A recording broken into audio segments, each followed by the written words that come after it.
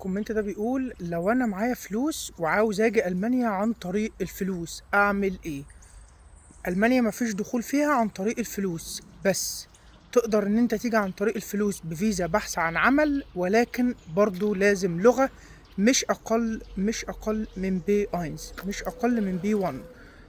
للاسف المانيا ما فيهاش الاوبشن اللي هو مثلا انا هجيب عقد عمل ولا هجيب عقد او سبيلدونج ولا هجيب ايا يكن جوه المانيا بالفلوس. يعني انا اصلا معايا مليون جنيه مثلا وعايز اسافر بيهم، ولا معايا نص مليون جنيه مثلا وعايز اسافر بيهم وانا في مصر، ما فيش حاجه اسمها في المانيا كده اللي هو معايا فلوس هقدر اسافر بيها. لا، السفر محتاج فلوس ولغه، بالذات لالمانيا. انت هتيجي من غير لغة تعمل ايه؟ او هتيجي بالفلوس هتعمل ايه؟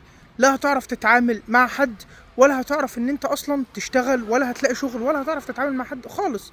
فنقطة الفلوس بس لوحدها مش كفاية، لازم تتعلم لغة مش اقل من مستوى بي 1. بالتوفيق ان شاء الله. اتعلم لغة، كده كده اللغة مش هتخسرك حاجة، بالعكس هتستفاد جامد، وبإذن الله ربنا يوفقك.